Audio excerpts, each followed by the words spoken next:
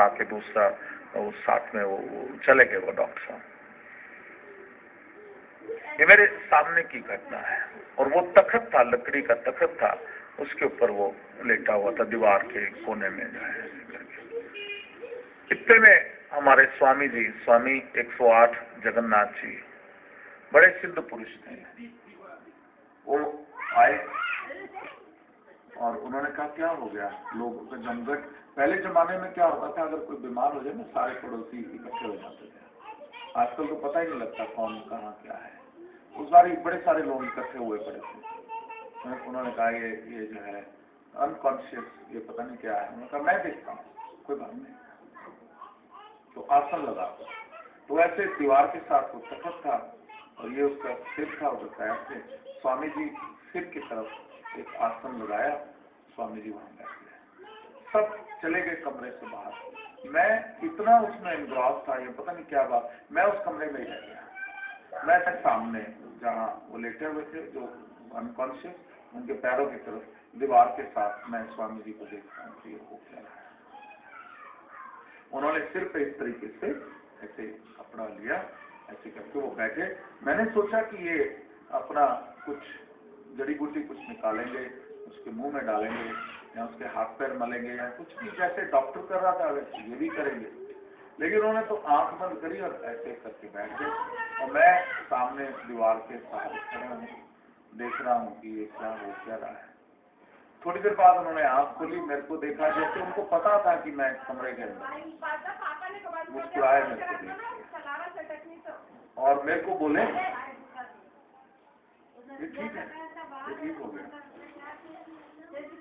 मैं उनको देख रहा हूँ कि क्या कह क्या रहे हैं।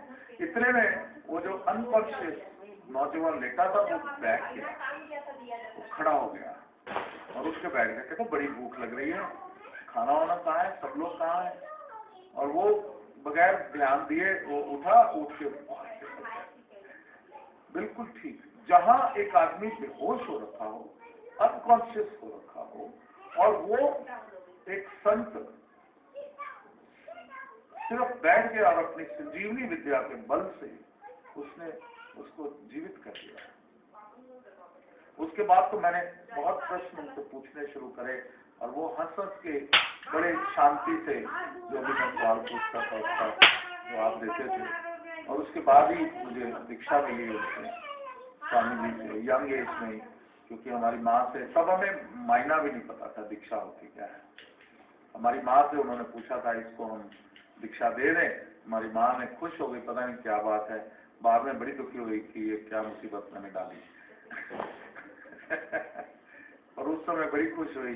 तो उन्होंने कहा कि चलो मैं तुम्हें मंत्र देता हूँ, लिख लो, इसको याद कर लेना और जब याद हो जाए तो इसको जल प्रवाह कर देना है। मुझे याद है उस समय भी एक पतली सी लाल डायरी थी और मुझे अच्छे से लिखना भी नहीं आता था। तो उन्होंने जो मेरे से ही लिखवाया, मेरे को समझा के ऐसे लिखो ऐसे लिखो और उसको बोला इसको याद कर लेना। लेकिन उनका चमत्कार था, उनकी शक्ति थी कि वो मंत्र जो उन्होंने दिया वो अपने आप ऑटोमेटिक चलना शुरू हो गया। मैं नहीं करता था, वो अपने आप ही वो मंत्र मेरे से मंत्र जाप करवाता था। ये सिद्धों की जो है ये कृपा है। तो संजीवनी शक्ति के अनेक चमत्कार हैं। ये भगवान शिव जो महामृत्युंजय रूप स्वरूप उन्होंने धरा ही इसीलिए कि कर्म जो मनुष्य इतने कर्म इकट्ठे कर लेगा उसको काटेगा कौन, कर्मों से मुक्ति कौन दिलवाएगा। तो दो ही उपाय हैं कर्म से मुक्ति के। एक तो कर्म भोग लो, प्रारब्ध भोग लो, वो बड़ा मुश्किल है, बड़ा कठिन है।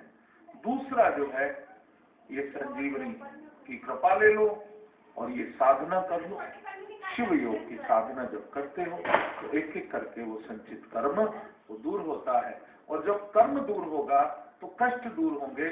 कष्ट अगर नहीं रहेगा तो जीवन में दुख आएगा कि सुख आएगा, अपने आप जीवन शाश्वत हो जाएगा। इसलिए प्रतिदिन नियम पूर्वक जो मैं साधना आपको बता रहा हूं पूरी श्रद्धा से करना। पहले 21 दिन करना, 21 दिन में कोई ब्रेक नहीं डालना, 21 दिन एज ए ट्रायल। बाबा जो करा रहे हैं इसमें मेरे को फायदा होता भी है कि नहीं होता है। अगर आपको अनुभूतियां होनी शुरू हो जाए, फायदा होना शुरू हो जाए, उसके बाद उसको करते जाना। जितना आप करोगे कुछ कुछ समय के बाद आपकी आध्यात्मिक उन्नति होती जाएगी, आपके अंदर आध्यात्मिक शक्तियां जागृत होती जाएंगी, आपके जीवन में एक सुखद बदलाव आना शुरू हो जाएगा। जैसे आप ब्रेकफास्ट करना नहीं भूलते, लंच और डिनर करना नहीं भूलते, टीवी देखना नहीं भूलते, वैसे ही ये साधना आपका पूरा जीवन ही बदल देगी और खाली आपका नहीं, आपके पूरे परिवार के कष्टों को दूर कर देगी। तो इस साधना को आपने छोड़ना नहीं, इसको लाइटली नहीं लेना, इसमें विघन नहीं डालना कि चलो बड़े दिन से कर रहे हैं आज छोड़ देते हैं। बड़े दिन से भोजन कर रहे हो, क्या मजे से छोड़ देते हो एक दो दिन के लिए, चलो आज मजे करते हो, उपवास करते हो, बहुत टाइम तब बड़े कठिनाई से करते हो, उपवास करते हो, सारी जगह शोर भी मचाते हो। मैं व्रती हूँ, आज जरा ध्यान से रहना, मेरे से जो है आशीष ही लेना, मेरे से कोई बदू तो बताइए एक दिन में तुमने रोटी नहीं खाई तो तुम शोर मचा रहे हो। सुबह तान के खाया सरगी, रात को खाओगे तो दिन में नहीं खाया, रात को खाया, मतलब टाइम ही शिफ्ट कर दिया। पहले रात दिन में खाते थे, रात को नहीं खाते थे, सो जाते थे। अब रात को जग जग के खा रहे हो, दिन में लेटे हुए हो, आए मैं तो और नहीं खा रहे, कोई फर्क थोड़ी है। Only you have shifted 12 hours eating programme. ये डे टाइम के बदले चांद की रोशनी में खा रहे हो, पहले सूरज की रोशनी में खाते थे, तो कोई बहुत बड़े नहीं बने। इसलिए ये नहीं कहना, जो साधक होता है वो आध्यात्मिक उन्नति की तरफ जाए, जितना उसमें आध्यात्मिक शक्तियां आती जाए उतना वो नीना मतलब झुकना सीख ले, उतना वो सरल होना सीख ले। और हर किसी को सिर्फ एक ही चीज करनी है, आपने ब्लेसिंग देनी है, हर किसी के लिए प्रार्थना करने की इसका कल्याण हो। कभी गलती से ये नहीं कहना इसने गलती करी है, इसको सजा जरूर मिलेगी, देख लेना। अगर आपने खाली इतना भी बोला तो आपकी भावना में ये था कि इसको जरा सजा मिले तो सही, देखूं तो मेरे को मजा आए। भावना अशुद्ध कभी नहीं करनी, भावना has to be absolutely pure. आप सभी के लिए प्रार्थना करो, सभी के सुख की कामना करो। तो जो मनुष्य कामना करता है, किसी के लिए कुछ भी प्रार्थना करता है, भगवान पहले उसको कई 100 गुना जो उसने औरों के लिए प्रार्थना करी, कई 100 गुना वो उसको देते हैं। तो बताओ जो मैं बता रहा हूं फायदे का सौदा है कि नहीं?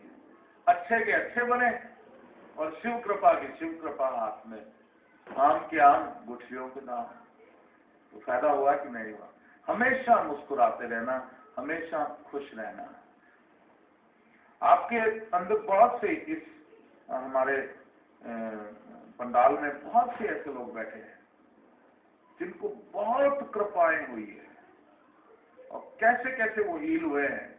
आप हैरान हो जाओगे उनसे जब बात करोगे। जब टाइम मिले तो आपस में पूछ लिया करना, भाई आपको क्या हुआ, आपको क्या मिला, फिर आपको बताएंगे लोग कि क्या मिला। वो इसलिए क्योंकि आपके भीतर वो विश्वास जागृत हो, आपकी साधना के प्रति।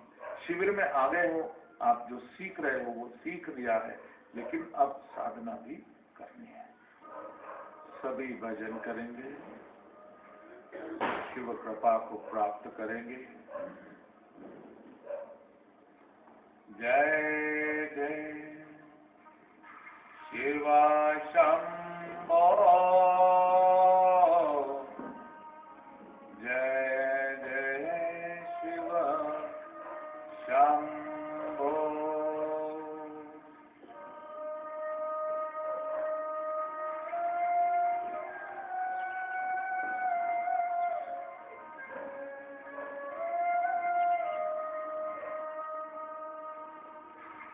महादेव शंभो, महादेव शंभो।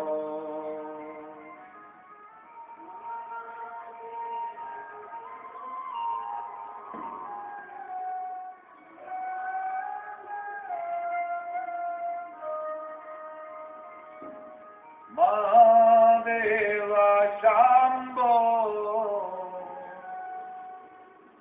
महादेव शंभो।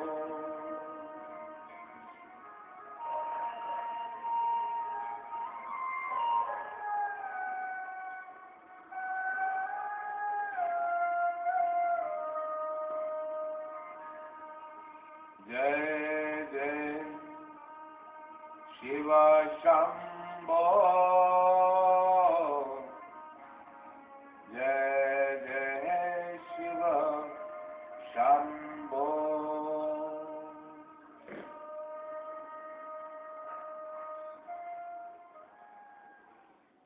मेरी आदत है हर बात में मैं कहता हूं जो शिवाज्ञा। तो कभी कभी ईशान शिवानंद गुस्सा आ जाते थे, कोई गड़बड़ हो गई तो मैं मुस्कुरा के बोलता था जो शिवाज्ञा। तो वो गुस्से से कहता था क्या शिवाज्ञा, काम खराब हो गया और आप कह रहे हो जो शिवाज्ञा। तो फिर मैं मुस्कुरा के कहता था जिस विधि राखे उस विधि रहिए। उसने कहा मेरे को ये आपकी फिलॉसफी बिल्कुल समझ में आता और सब समझ आता है, पर ये शिव योग की फिलॉसफी अभी मेरे गले से नीचे नहीं उतरती। मैंने उसको एक कहानी सुनाई। मैंने कहा बेटा एक राजा था, उसका एक मंत्री था, बहुत लॉयल था और वो भी यही कहता था भगवान की बड़ी कृपा है। तो एक बार राजा कुछ अपने तीर वगैरह बना रहा था आयुध, तो छुरी बहुत तेज थी, लगी और उसकी उंगली कट के नीचे गिरी। तो वो मंत्री अपनी आदत से भगवान की बड़ी कृपा है ये बोला। राजा बड़ा गुस्सा हो गया। मैंने बोला तुम्हारी तरह होगा राजा।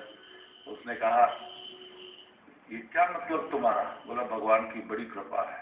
तो मेरी उंगली कट गई, क्या कोई कृपा ही होगी इसमें। तो राजा को बड़ा गुस्सा आया। उसने बोला इस मंत्री को जेल में बंद कर दो,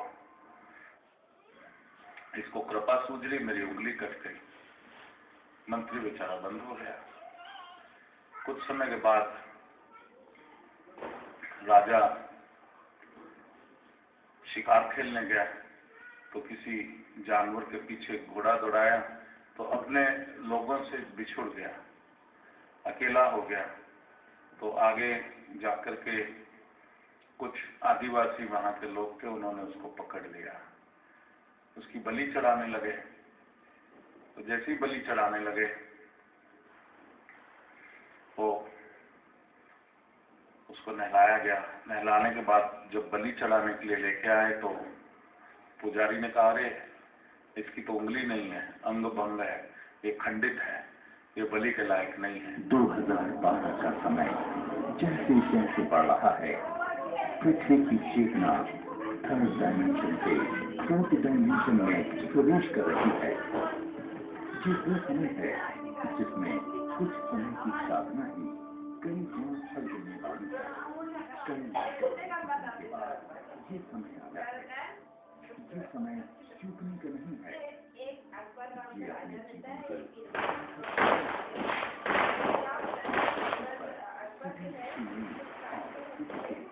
मानव कल्याण के लिए साधनारत हो रहे हैं, जिससे पृथ्वी के उत्थान की प्रक्रिया और भी सुगम हो सके। उसी उद्देश्य से परम पूज्य बाबा जी भी एकांत की साधना में जा रहे हैं। जहाँ मैं साधना करूँगा वहाँ पे तुमको साथी रखूँगा, तुमको याद रखूँगा और वो